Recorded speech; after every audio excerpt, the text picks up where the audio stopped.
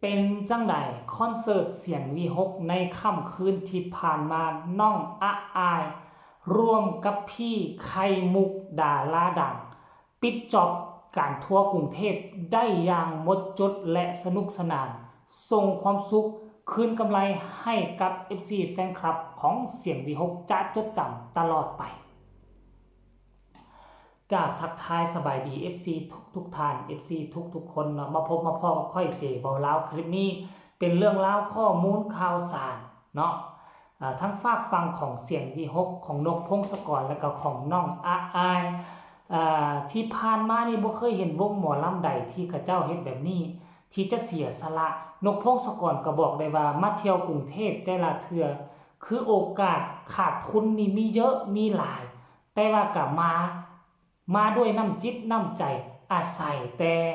มาหลอกมาไล่ของ FC แฟนคลับแฟนเพลงเพื่อเอามาเติมน้ำหมอกน้ำมันเอามาซื้อข้าวซื้อน้ำบางครั้งก็ขาดทุนว่าซันเดย์แล้วมาให้อย่างมาเพื่อมอบความสุขให้บรรดา FC แฟนคลับพอจะลืมว่าการเดินทางจากภาคอีสานหากรุงเทพนี่โอ้ยมันหลายร้อยกิโลเนาะเพราะฉะนั้นแล้วถามหาความคุ้มค่ามันก็มีน้อยตามที่นกพงศกรว่าแต่ก็มาเนาะวงอื่นนี่เพียงแต่มาก็ถือว่า FC แฟนคลับได้กำไรแล้วแต่ว่าเสียงที่หกหันละตีล่ะมาแล้วโอกาสขาดทุนก็มีแต่ว่าก็ยังว่าไปเชิญดาราดังมาขึ้นมาโชว์อยู่วงเสียงวีหกเนาะให้กับบรรดา FC แฟนคลับให้ได้กำลอกให้ได้กำไรให้จุใจให้มวนให้ซื่นให้พออกพอใจค่ำคืนนี้เป็นค่ำคืนที่สุดท้ายเนาะไข่มุกเป็นดารา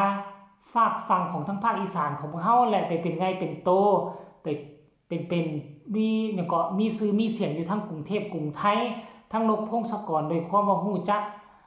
ทั้งไข่มุกก็เลยว่าเสื้อเซิร์ชออกมายืนอยู่เวทีของเสียงวีหกเนาะด้วยเพราะว่าไข่มุกนี่สามารถห้องสามารถล้ำสามารถคับได้ก็เลยออกมาประดับอยู่ในวงท่านผู้ชมน้องอาอายก็มีซื้อมีเสียงอยู่แล้วมาเจอกับไข่มุกเมื่อคืนนี้ก็คือว่าผู้ได้กำไรเต็มนั่นก็คือผู้จัดผู้จ้างคนเต็มอะญะทรงกับคืนสู่ภาคอีสานแบบภาคภูมิใจแบบโด่งแบบดังแบบว่าสมกับฐานะที่เป็นวงที่เขาเอิ้นว่าเป็นวงคลื่นลูกใหม่แต่ว่าสดใสสู้กับวงอ้ายๆเอ้ยๆวงใหญ่ๆได้ท่านผู้ชมน้องอ้ายๆก็โอ้ยเต็มอะญะได้เต็มกำได้เต็มกอดได้เต็มคอมาไล่เต็มกระตา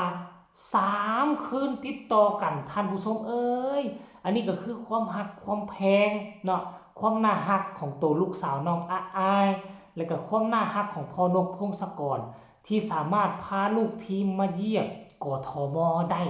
และทุกคนเด้ปังกันหมดทั้งนั้นมาสังเกตมือว่านี่คนที่ได้มาไล่น่ะหลายที่สุดก็น่าจะเป็นนางเอกแ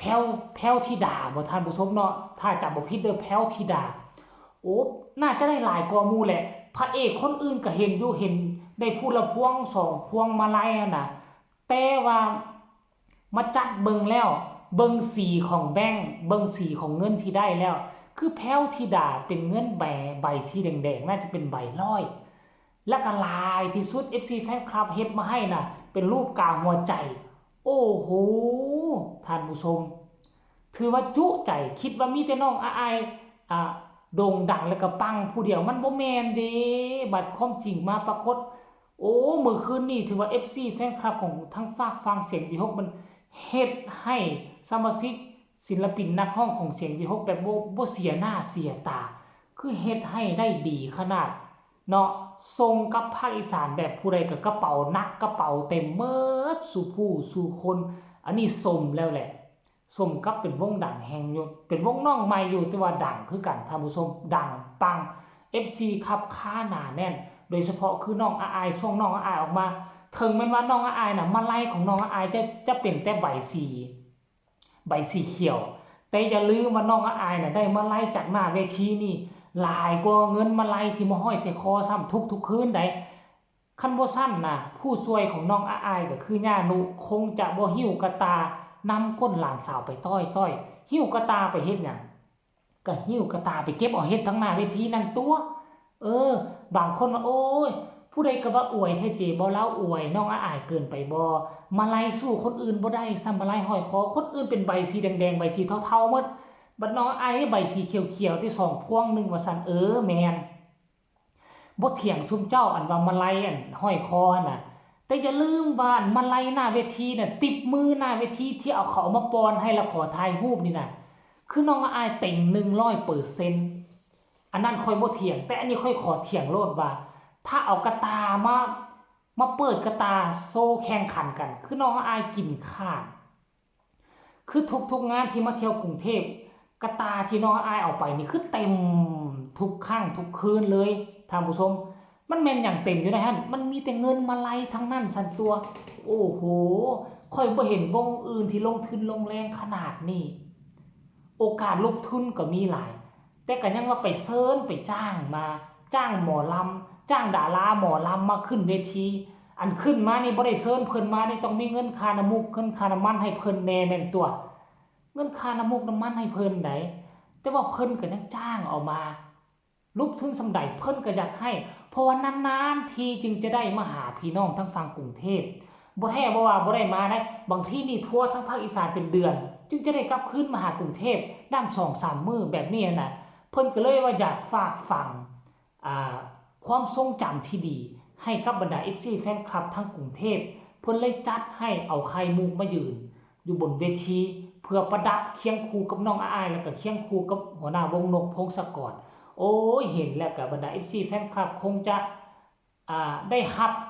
กำไรคืนเนี่ยที่เสียงวิหกทรงให้จุใจอันพวกเจ้าซื้อบัตรจองตัวที่เข้าไปหั่นน่ะโอ้มันก็คุ้มค่าแล้วท่านผู้ชมคุ้มค่ามหาศาลกับเสียงวิหกที่จัดส่งคืนให้พวกเจ้าเนาะเฉพาะเอาน้องอายมายืนห้องเพลงให้พวกเจ้าก็ยังจุใจคุ้มค่าแล้วน่ะอันนี้สพัดมันยังเซิร์นดาราเข้ามาอีกดาราแสดงหนังแสดงละครหลายเรื่องโอ้โหจุใจและก็หวังว่าเรื่องเล่า2-3 คืนที่ผ่านมานี่มันจะอยู่ในใจของพวกเจ้าตลอดไปและพวกเจ้าก็คงจะคองคอยให้เสียงวิหกกลับคืนมาอีกใหม่ในเดือนใหม่บ่ฮู้ว่าเดือนใดท่านผู้ชมเนาะเอาคลิปนี้ก็เอาเรื่องราวฝากฟังของเสียงวิหกของน้องอายของศิลปินรับเชิญเป็นนางเอกดาราดังน้องไข่มุก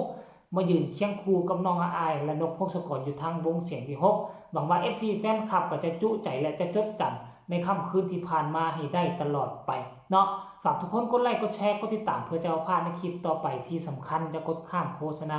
ใครมีคำตำหนิติชมคำคิดคำเห็นแนวใดก็สามารถส่งมาใต้คอมเมนต์ได้พบกันใหม่ในคลิปหน้าสำหรับคลิปนี้ขอกล่าวคำว่าสบายดี